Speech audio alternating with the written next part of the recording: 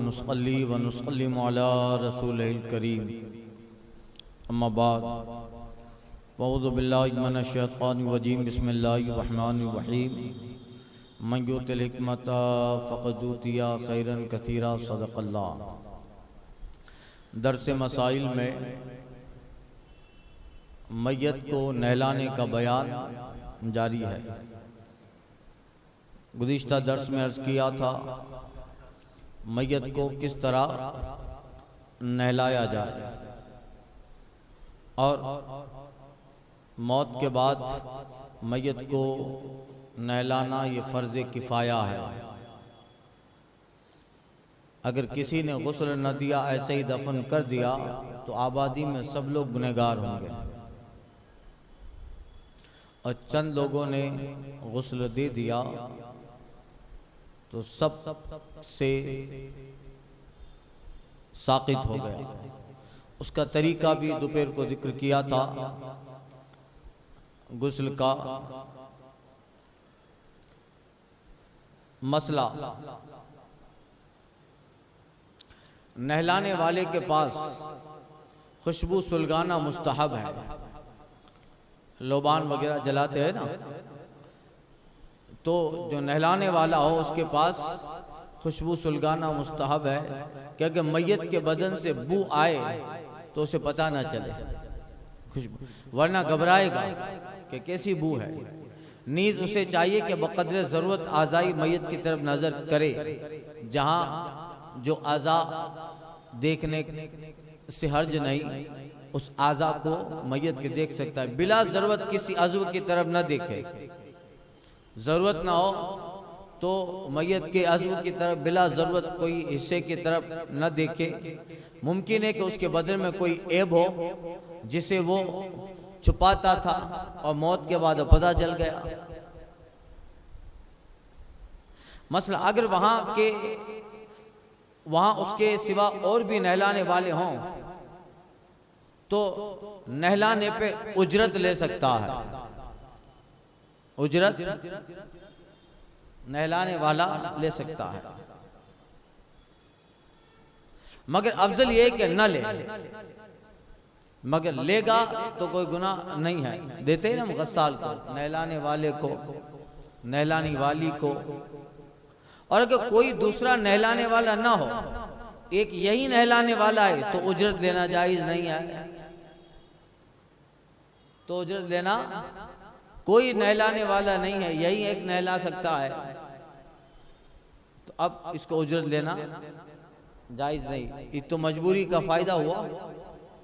कोई नहीं है तो मेरे पास ही आएंगे और मैं बड़ी रकम बोलूंगा कितना दो तो नहलाऊंगा, तो ये जायज नहीं है।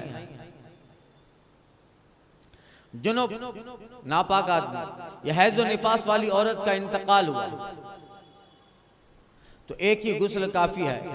बंदा जो गुस्ल इंतकाल हुआ है वो हालत जनाबत में था या औरत हैज़ में थी, निफास में थी, तो एक ही गुस्ल काफ़ी है। कि गुस्ल वाजिब होने के कितने ही असबाब हों, सब से एक ही गुस्ल से सब अदा हो जाते हैं। अब कोई नापाक इंतकाल किया हो या औरत नापाकी की हालत में इंतकाल करे या मर्द, तो दो मरतबा गुस्ल नहीं होगा कि एक मरतबा नापाकी का गुस्ल, एक मरतबा मैयत का गुस्ल दिया जाए। एक गुस्ल काफ़ी है। मर्द को मर्द नहलाए और औरत, मैयत छोटा लड़का है तो उसे औरत भी नहला सकती है। अगर मैयत छोटा लड़का है, नाबालिग है, छोटा लड़का है, तो उसको औरत नहला सकती है। और छोटी लड़की को मर्द भी, छोटी लड़की है, बच्ची है। छोटे से मुराद यह है कि शहवत को ना पहुंचे, बिल्कुल बच्चे हों, ऐसा ना हो कि उसको देखने से शहवत आए, मुश्तात ना हो, ये है मसला। जिस मर्द का अज़्वे तनासुल या उन्थयैन काट लिए गए हों, जो मखसूस जगह है पेशाब की, और वो मर्द ही है, यानी अब आजकल तो देखो सब ट्रेंड चला है, अल्लाह रहम फरमाए, औरत मर्द बन रहा है, मर्द बन रही है, मर्द औरत बन रहा है, जेंडर ट्रांसफर करवाते हैं, जिनसियत तब्दील करते हैं। तो अगर कोई ऐसा मर्द हो कि जिसकी वो जगह ही ना हो, काट लिए गए हों, तो वो मर्द ही है, यानी वो मर्द के हुक्म में है, लिहाजा उसको मर्द नहलाएगा, यानी मर्द ही उसे गुस्ल दे सकता है, या उसकी औरत, उसकी बीवी। मौत के बाद जो है, मौत के बाद बीवी शौहर को गुस्ल दे सकती है। क्यों? इसकी मौत से तलाक हो गई। मौत तलाक है क्या? मौत से तलाक हो गई, मगर औरत के मर्द के जब भी इंतकाल हुआ तो औरत फौरन इद्दत में आ गई, तो इद्दत भी मिन वजहिन निकाह है। इद्दत में निकाह नहीं कर सकती ना औरत, गोया कि इसके निकाह ही में एक तरीके से। लिहाजा अगर मर्द इंतकाल कर जाए तो औरत उसे गुस्ल दे सकती है,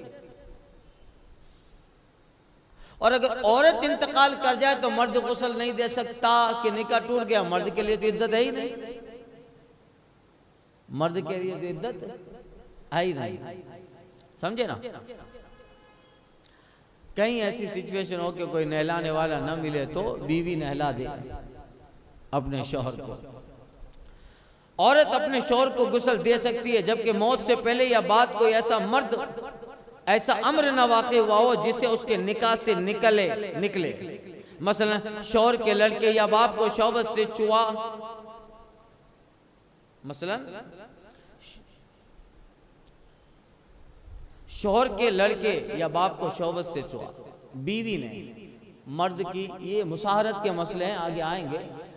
अगर मरने वाले की बीवी ने अपने शौहर के लड़के, यानी खुद का ही बेटा हुआ या किसी और बीवी से उसका बेटा हो, या अपने ससुर को, अगर उस औरत ने शौहवत से न छुआ हो और बोसा ना लिया हो शौहवत से, तो वो नहला सकती है। मगर अगर उसकी मौत से पहले ही उस औरत ने अपने शौहर के लड़के या अपने ससुर को शौहवत के साथ छू लिया था या बोसा ले लिया था, तो अब ये औरत अपने शौहर को नहीं नहला सकती। ये औरत हमेशा के लिए अपने मर्द पे हराम है। मुतल्ली साहब मसला सुनिए, गहरा मसला, आगे पूरी डिटेल आएगी। अगर किसी ने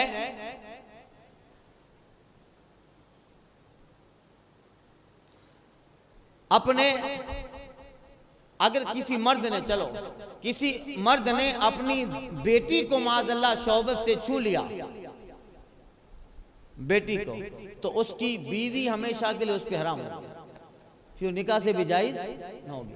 इसी तरह अगर किसी की बीवी ने अपने लड़के को, बेटे को, या अपने शौहर के बाप यानी ससुर को शहवत के साथ, शहवत होना जरूरी है, शहवत के साथ छुआ या बोसा लिया, तो उसका शौहर हमेशा के लिए उस पर हराम हो गया, हराम हो गया। इसी तरह किसी मर्द ने अपनी सास को छू लिया शहवत के साथ, तो उसकी बीवी हमेशा के लिए हराम हो गई, फिर वो निकाह से भी हलाल नहीं हो गया, फिर तलाक देना जरूरी हो गया। तलाक देना ये मुसाहरत के मसले हैं, फिर वो निकाह से भी हलाल नहीं होगी, उसको फिर तलाक देना जरूरी है। तलाक देना तो ये मुसाहरत के मसले, पूरी डिटेल आगे आएगी, किसको छूने से कौन हराम होता है, और ये मुहर्रमात अब्दिया हो जाती है, यानी हमेशा हराम। अगर किसी ने माज़अल्लाह अपनी सास को छू लिया शहवत के साथ, शहवत का बयान आगे आएगा, शहवत का किस तरह की हो, यानी शहवत हो और मुश्तहात हो, वो जो है शहवत के साथ हो और अपनी सास को छू लिया, तो उसके निकाह में जो सास की बेटी यानी उसकी बीवी है, वो हमेशा के लिए उस पर हराम हो गई। इसी तरह अगर किसी बहू ने अपने ससुर को छू लिया या ससुर ने बहू को छू लिया तो ये दोनों भी मियाँ बीवी एक दूसरे पे हराम हो गए। इसी तरह किसी औरत ने अपने बेटे को शौहरत के साथ छू लिया तो वो अपने शौहर पे हराम हो गए हमेशा के लिए। तो यही मसला का कि औरत अपने शौहर को गुस्ल दे सकती है, मगर कब? जबकि कोई ऐसा वाकया ना हुआ हो, छुआ वगैरह ना हो, तब कोई ऐसा अम्र वाक़ई ना हुआ हो, या माज़अल्लाह मुर्तद हो गई औरत तो अब औरत मुर्तद हो गई तो अब अपने शौहर को गुस्ल नहीं दे सकती, इसलिए कि वो मौत से पहले निकाह टूट गया, मुर्तद हो गई। अगरचे गुस्ल से पहले ही मुसलमान हो गई, मुर्तद हो गई, गुस्ल देने से पहले मुसलमान हो गई। जब मुर्तद हुई थी तब निकाह टूट गया ना, निकाह टूट गया। ये अगर ये सारी बातें ना हुई हो तो मर्द को, शौहर को उसकी बीवी गुस्ल दे सकती है कि इन वजू से निकाह जाता रहा और अजनबिया हो गई, वो औरत उस मरने वाले अपने शौहर के लिए अजनबिया हो गई जो आपके शौहर है ही नहीं, लिहाजा गुस्ल नहीं दे सकती है। उम्मीद है समझ गए होंगे मसला। औरत को तलाक रजाई दी, तलाक रजाई, एक तलाक दे दी, तलाक रजाई दी, और अभी औरत इद्दत में थी कि शौहर का इंतकाल हो गया तो गुस्ल दे सकती है। वही मसला, मौत से भी तलाक हो जाती है, मौत से भी तलाक हो जाती है, मगर शौहर के मौत के बाद दूसरे दिन औरत निकाह कर सकती है। कितने दिन गुजारेगी? इद्दत वफात कितनी है? वफात की इद्दत कितनी है? बस ना अनफुसिना अरबात अशुर व अशरा, अरबात अशुर 4 महीने व अशरा 10 दिन अपने आप को रोके रखे, 4 महीने 10 दिन अपने आप को रोके रखे। तो इद्दत में जब औरत होती है तो गोया कि वो एक तरह से निकाह ही में है, तो अपने शौहर का इंतकाल हो गया तो गोया इद्दत में आ गई, अब निकाह दे सकती है। इद्दत मिन वजिन निकाह है। इसी तरह अगर उस बंदे ने अपनी बीवी को एक तलाक दी थी या तलाक रजाई दी थी तो, और निकाह से बाहर नहीं हुई थी, इद्दत में थी, तलाक दी थी, रजाई तलाक दी थी, और शौहर का इंतकाल हो गया, तब भी वो गुस्ल दे सकती है क्योंकि अभी निकाह ही में है, गोया कि इद्दत में है। हाँ, इद्दत खत्म हो गई तो अब दोनों अजनबी हो गए, दोनों अजनबी हो गए। और बाइन तलाक दे दी तो अगर इद्दत में है गुस्ल नहीं दे सकती। क्यों? इसलिए कि तलाक के बाइन से औरत निकाह से निकल जाती है, तलाक के बाइन से औरत निकाह से निकल जाती है। समझ गए ना मसला?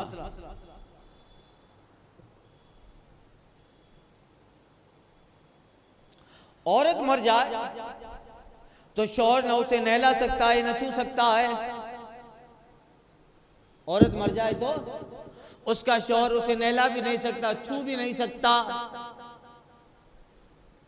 अब वो बीवी ना रही और देखने की ममानियत नहीं, देख सकता। ये इस वजह से कि उसकी साथी है, कई बरसों साथ में रहा है, आखिरी चेहरा देख ले, मगर शौहरी देखे, देखने के ममार नहीं, पूरा कबीला नहीं दे सकता। ये मना है, नाजायज है। हमारे यहाँ तो रस्म है, ये सब आसपास वाले आके देख रहे हैं। हाँ, वो देख सकता है, जैसे बाप है, माँ है, बहन है, भाई है, भांजा है, चचा है,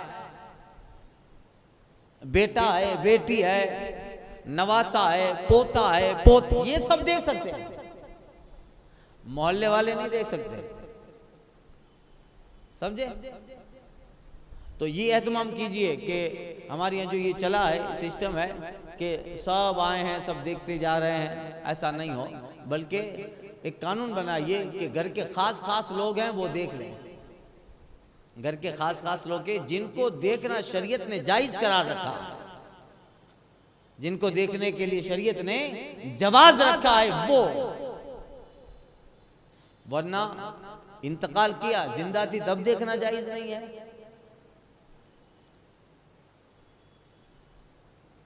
दूसरे तो अजनबी हो जाते ना दूसरे तो सब। अवाम में जो ये मशहूर है कि शोहर औरत के जनाजे को न कंधा दे सकता है, न कब्र में उतार सकता है, न मुंह देख सकता है, ये महज गलत है, ये महज गलत है। सिर्फ नहलाने और उसके बदन को बिला हाइल हाथ लगाने की ममानियत है, हाथ लगाने की ममानियत है, वो भी बिला हाइल, कोई चीज ना हो बीच में तो डायरेक्ट बॉडी को टच नहीं कर सकता, और कोई चीज है बड़ा दबीज मोटा कपड़ा है, कफन वगैरह है तो पैर छू सकता है, हाथ छुए, समझे? तो ये है ही इज हर हस्बैंड, इसका शौहर है। तो ये मशहूर है, अपने यहाँ तो मशहूर नहीं है, शायद उधर की तरफ मशहूर होगा, इसलिए हजरत ने लिखा है कि ये जो मशहूर है कि शौहर औरत के जनाजे को न कंधा दे, न कब्र में उतारे, न मुंह देखे, ये महज गलत है। औरत का इंतकाल हुआ और वहां कोई औरत नहीं कि नहला दे, तो तयम्मुम कराया जाए। फिर तयम्मुम करने वाला महरम हो तो हाथ से तयम्मुम कराए, और अगर अजनबी हो, अगरचे शौहर हो, तो हाथ पे कपड़ा लपेट कर जिनसे जमीन पर हाथ मारे और तयम्मुम कराए। यानी अगर महरम हो, मरने वाले का बेटा है, बेटी है, ये महरम है अगर, तो जो है गुस्ल तो नहीं देंगे, तयम्मुम करा दे, हाथ मारकर उसके सर पे उसके हाथों का मसा कर दे। और अगर शौहर है और कोई नहीं है तो शौहर क्या करेगा, हाथ में कपड़ा लपेट कर जमीन पे मारेगा और फिर उससे मैयत का तयम्मुम करवाएगा। तयम्मुम का तरीका मैं बता चुका हूं। और शौहर के सिवा कोई और अजनबी हो, शौहर भी ना हो, तो कलाइयों की तरफ नजर न करे, कलाइयों की तरफ, हाथ की कलाइयाँ हैं उसकी तरफ नजर न हो, और शौहर को उसकी हाजत नहीं, यानी शौहर उस तरफ नजर कर सकता है। और इस मसले में जवान बुढ़िया दोनों का एक हुक्म है, चाहे जवान का इंतकाल हो गया, बुढ़िया का इंतकाल हो गया और कोई तयम्मुम करवा, कोई गुस्ल वाला नहीं है, तो ये मसला होगा।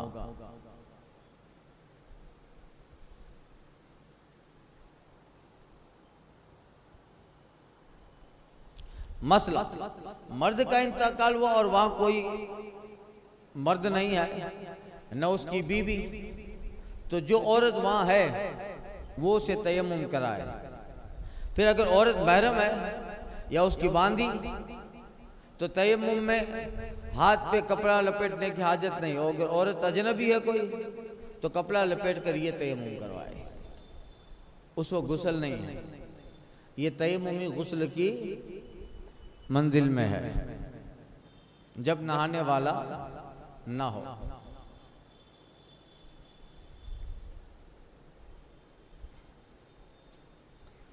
मसला, मर्द का सफर में इंतकाल हुआ, मर्द का सफर में इंतकाल हुआ, सफर यानी हालत सफर, सफर महीना नहीं, सफर के अंदर इंतकाल हुआ, उसके साथ औरतें हैं, उसके साथ औरतें हैं और काफिर मर्द, मगर मुसलमान मर्द कोई नहीं। मर्द का इंतकाल हुआ, उसके साथ औरतें हैं, और मर्द है तो मर्द मुसलमान नहीं, काफिर है, कोई मर्द मुसलमान नहीं। तो औरतें उस काफिर को नहलाने का तरीका बता दें कि वो नहलाए। वो नहलाए। और अगर मर्द कोई नहीं है और छोटी लड़की हमरा है कि नहलाने की ताकत रखती है, तो ये औरतें उसे सिखा दें कि कैसे नहलाया जाता है, कि वो मुर्दे को नहला दे। यूं ही अगर औरत का इंतकाल हुआ और कोई मुसलमान औरत नहीं है और काफिरा औरतें मौजूद हैं, तो उस काफिरा को गुस्ल की तालीम कर दी जाए और उससे नहलवाएं, या छोटा लड़का इस काबिल हो के नहला सके तो वो नहला दे। समझे ना? आप मसला है ये मैयत के गुस्ल का है। ऐसी सिचुएशन हो तो इस तरह गुस्ल दिया जाए। मसला ऐसी जगह इंतकाल हुआ कि पानी वहां नहीं मिलता, पानी मैयत के गुस्ल के लिए पानी नहीं मिलता, तो तयम्मुम कराए और नमाज पढ़े, यानी नमाज जनाजा। और नमाज के बाद अगर कब्ल दफन पानी मिल गया, दफन करने से पहले पानी आ गया, मिल गया, बारिश हो गई या मिल गया किसी सिचुएशन से, तो नहला कर वापस नमाज जनाजा पढ़े। तो नहला कर वापस नमाज जनाजा पढ़े। खुनसा मुश्किल, जिसको पहचानना मुश्किल, मर्द के औरत, खुनसा मुश्किल का इंतकाल हुआ तो उसे न मर्द नहला सकता है न औरत, बल्कि तयम्मुम कराया जाए। तो तयम्मुम कराने वाला अजनबी हो तो हाथ पे कपड़ा लपेट ले और कलाइयों पे नजर न करे। यूं खुनसा मुश्किल किसी मर्द या औरत को गुस्ल नहीं दे सकता, जो न मर्द है ना औरत है। खुनसा मुश्किल समझे ना, बीच वाली जिन्स है, बीच वाली जिन्स। मगर उसकी नमाज जनाजा होगी। अब ये मसला है कि नमाज जनाजा में दुआ कौन सी पढ़ेंगे, मर्द वाली दुआ पढ़ेंगे कि औरत वाली? तो मैं भी नहीं बताता, उसको रखो फिर बताता हूं। मसला आ रहा, मसला खुनसा मुश्किल छोटा बच्चा हो तो उसे मर्द भी नहला सकते हैं और उसे औरतें भी नहला सकती हैं। यूं उसका अक्स, यानी बच्ची हो। मुसलमान, मसला मुसलमान का इंतकाल हुआ और उसका बाप काफिर है, मुसलमान का इंतकाल हुआ उसका बाप काफिर है, तो उसे मुसलमान नहलाएं, उसके बाप के काबू में न दें, उसके बाप के काबू में न दें। काफिर मुसलमान हुआ और उसकी औरत काफिरा है, तो अगर किताबिया है, अहले किताब में से है, किताबिया है तो नहला सकती है, मगर बिला जरूरत उससे नहलवाना बहुत बुरा है। अगर मजूसिया या बुत परस्त है और उसके मरने के बाद मुसलमान हो गई तो नहला सकती है, बशर्ते कि निकाह में बाकी हो, वरना नहीं। और निकाह में बाकी रहने की सूरत ये कि अगर सल्तनत इस्लामिया में है तो हाकिम इस्लाम शौहर के मुसलमान होने के बाद औरत पर इस्लाम पेश करे, अगर मान लिया तो ठीक है, वरना फौरन निकाह से निकल जाएगी। और अगर सल्तनत इस्लामी नहीं है तो इस्लाम शौहर के बाद औरत को 3 हैज आने का इंतजार किया जाए। अगर इस मुद्दत में मुसलमान हो गई तो ठीक है, और वरना निकाह से निकल गई। और दोनों सूरतों में फिर अगर मुसलमान हो जाए, फिर मुसलमान हो जाए तो गुस्ल नहीं दे सकती। अब ये तो कभी नादिर सूरत है कि ऐसी सूरत पेश आए, मगर मसला बयान कर दिया है। समझ गए ना? आसान मसला है कि अगर मुसलमान का इंतकाल हुआ, उसका बाप काफिर है, तो उसको मुसलमान नहलाएंगे, उसका बाप नहीं नहलाएगा। काफिर बाप चूंकि उसके काबू में न दे, उसको उसके काबू में न दे, वो मुसलमान नहीं है। इसी तरह काफिर, कोई काफिर था और वो मुसलमान हुआ और उसकी औरत अभी काफिरा है, तो औरत किस तरह की काफिर है? अगर किताबिया है, अहले किताब में से है, और वो उस जमाने में जो अहले किताब होती थी, आज के अहले किताब तो काफिर हो गए, यहूद नसारा, तो नहला सकती है, मगर बिला ज़रूरत उसको नहलवाना भी उससे बुरा है। और अगर औरत मजूसिया या बुत परस्त है और अपने शौहर के मरने के बाद ये मुसलमान हो गई, मरने के बाद मुसलमान हो गई, तो ये नहला सकती है, मगर कब? बशर्ते के निकाह बाकी हो, निकाह बाकी हो, वरना नहीं। और निकाह बाकी रहने की क्या सूरत है? कि वो ये कि अगर सल्तनत इस्लामी में ये रहते हैं तो हाकिम इस्लाम ये शौहर के मुसलमान होने के बाद औरत पर इस्लाम पेश करे, अगर मान लिया तो ठीक है, वरना फौरन निकाह से निकल जाएगी। तो अब मान लिया तो ठीक है, फौरन कलमा पढ़ के मुसलमान हो गई, हाकिम इस्लाम के बाद मान ली तो नहीं ला सकती, मगर नहीं माना तो फौरन निकाह से निकल जाएगी। और अगर सल्तनत इस्लामी में नहीं आए तो इस्लाम में शौहर के बाद, शौहर के इस्लाम लाने के बाद औरत को 3 हैजा जाने का इंतज़ार किया जाएगा। इस मुद्दत में अगर मुसलमान हो गई तो ठीक है, वरना निकाह से निकल जाएगी। और दोनों सूरतों में फिर अगर मुसलमान हो जाए, यानी बाद में, इस सिचुएशन के बाद मुसलमान हो तो नहीं नहला सकती है, अगर फौरन मुसलमान हो तो ठीक है। उसमें भी वो पहली सूरत कि अगर बादशाह इस्लाम पेश करेगा कलमा और फौरन मान ले, नहीं मानी तो निकाह टूट गया।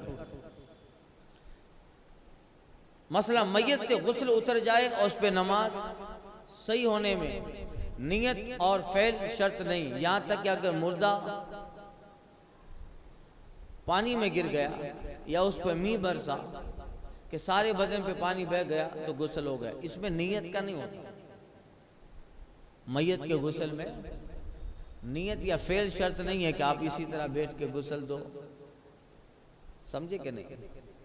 अगर मैयत से गुस्ल उतर जाए और उस पर नमाज सही होने में नियत तो फ़ैल शर्त नहीं, यहाँ तक मसले का मतलब है कि अगर पानी बरस गया, मींह बरसा, सारे बदन पे पानी बह गया तो उस मैयत का गुस्ल हो गया।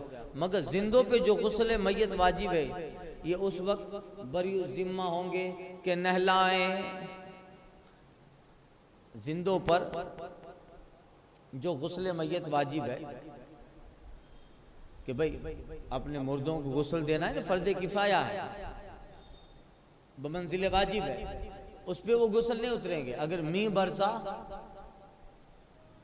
और मैयत ने गुस्ल कर लिया, या अचानक जा रहे थे लेके और मैयत पानी में गिर गई तो गुस्ल हो गया, मैयत का गुस्ल हो गया। मगर फिर भी जिंदे लोगों पे जो जरूरी है वो करे, वो गुस्ल दे, वो उनकी जिम्मेदारी है। तो बनियत गुस्ल, हाँ, ये उस वक्त बरी जिम्मा नहीं, बरी जिम्मा होंगे कि नहला, याद आके मुर्दा पानी में बिला, तोबा नियत गुस्ल, मुर्दा पानी में मिला, मुर्दा पानी में मिला, तो बनियत गुस्ल उसे 3 बार पानी में हरकत दे दें, बिला नियत नहलाने से बरी जिम्मा हो जाएंगे, मगर सवाब न मिलेगा।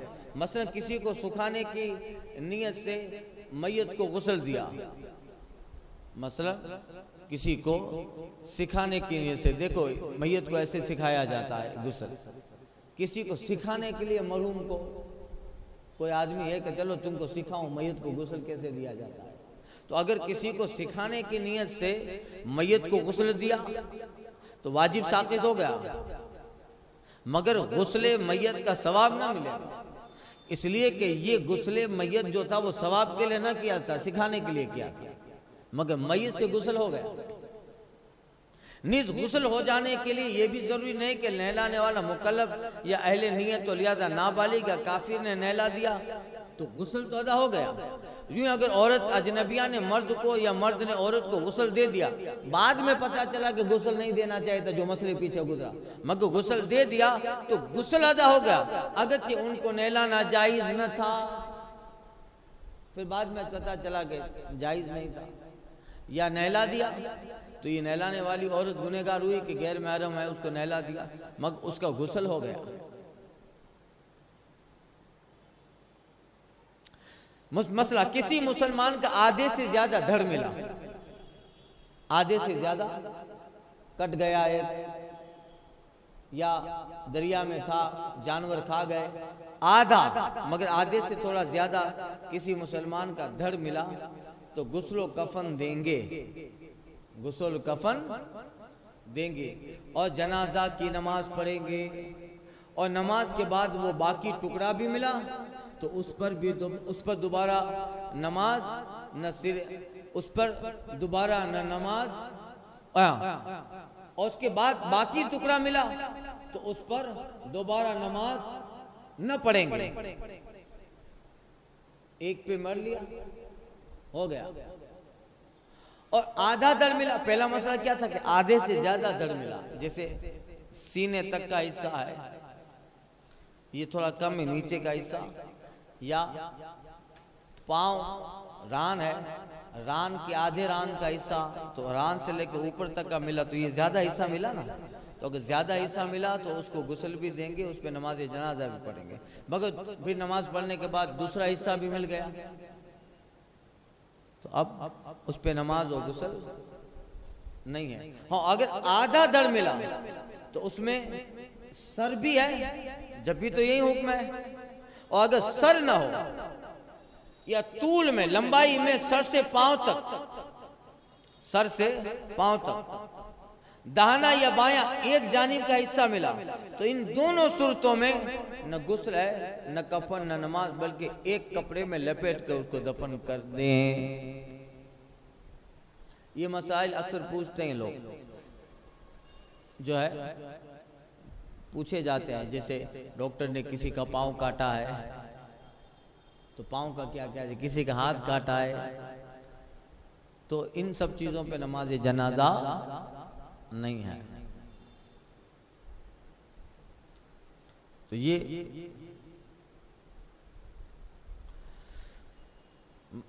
मसला। मुर्दा मिला, ये नहीं मालूम कि मुसलमान है या काफिर। कोरोना में ये होता था, कहीं इंतकाल कर गया, रास्ते में सब इंतकाल कर गया। मुर्दा मिला और ये नहीं मालूम कि मुसलमान है या काफिर, तो अगर उसकी वज़ाकत मुसलमानों की है या कोई अलामत ऐसी हो जिससे मुसलमान होना साबित होता है, ये मुसलमानों के मोहल्ले में मिला मुर्दा, कहाँ मिला, मुसलमानों के इलाके में मिला है, तो गुस्ल देंगे, नमाज पढ़ेंगे, वरना नहीं, वरना नहीं। ये अलामत है। शायद कोई ऐसा हो, मगर वज़ाकता इसलिए कहा गया दाढ़ी हो, सब लिबास इस्लामी हो, जेब में टोपी रहे, तस्बीह रहे। ये अलामत है ना भाई मुसलमानों की, कि टोपी है और हाथ में जेब में तस्बीह है, एक अंगूठी पहनी थी, कुछ जो मुसलमान हजरात पहनते हैं, या जेब में से कोई ऐसा पर्चा मिला जिसपे बिस्मिल्लाह शरीफ लिखा हुआ, ये सब अलामतें हैं। इस सब पे हुक्म दिया जाएगा कि मुर्दा मुसलमान है। अगर ये सब ना हो तो देखा जाए कि कहाँ मिला है। अगर मुसलमानों के मोहल्ले में मिला है तो मुसलमान का हुक्म देंगे, समझे, उस पर नमाज पढ़ेंगे, गुस्ल देंगे। मुसलमान मुर्दे काफिर मुर्दों में मिल गए तो अगर खतना वगैरह किसी अलामत से शनाख्त कर सकते हैं तो मुसलमानों को जुदा करके गुस्ल और कफन देंगे, खतना वगैरह देख ले, और नमाज पढ़ेंगे। और इम्तियाज ना होता हो तो गुस्ल दें और नमाज में खास मुसलमान के लिए दुआ की नियत करें, और हाँ, खास उसके लिए दुआ ना करें, नमाज जनाजा पढ़ें, उसके लिए नमाज में खास मुसलमानों के लिए दुआ, इस खास मुर्दे के लिए दुआ न करें, आम मुसलमानों के लिए दुआ करें। मतलब यह है कि इसमें जो मुसलमान होगा अल्लाह उसके हक में दुआ कबूल कर लेगा। ये है। काफिर मर्द के लिए कफन दफन गुस्ल नहीं है, बल्कि एक चिथड़े में लपेट कर तंग गड़े में दाब दें। ये तो सब मुसलमानों के लिए। बद्र के मैदान में भी सबको जमा करके डाल दिया था कलीबे बद्र में। ये भी जब करें कि उसका कोई हम मजहब ना हो या उसे ले न जाए, वरना मुसलमान हाथ न लगाए, न उसके जनाजे में शिरकत करे। अगर बवजह कराबत कुर्बिया शरीक हो तो दूर दूर रहे, दूर रहे। अगर कोई मजबूरी में जाना भी पड़ा, अगर मुसलमान ही उसका रिश्तेदार है, उसका हम मजहब कोई न मिला, या हम मजहब कोई ना हो या बलिहाज क़ुराबत उसको गुस्लो कफन कर दे तो जायज़ है, मगर किसी अम्र में सुन्नत का तरीका न बरते, बल्कि नजासत धोने की तरह उस पर पानी बहा दे और चिथड़े में लपेट कर तंग गड़े में दबा दे। ये हुक्म काफिर असली का है। मुर्तद का हुक्म यह है कि मुतलकन उसे गुस्ल ना दे न कफन दे, बल्कि कुत्ते की तरह किसी तंग गड़े में ढकेल के मिट्टी से बगैर हाइल के पाट दें। जो मुर्तद हो, इस्लाम लाने के बाद जो फिर गया हो, उसका ये हुक्म है। आगे और भी मसाइल हैं, इंशाअल्लाह आइंदा के दर्स में वो अर्ज़ करता हूँ। कुछ मसाइल बाकी है। अल फातिहा।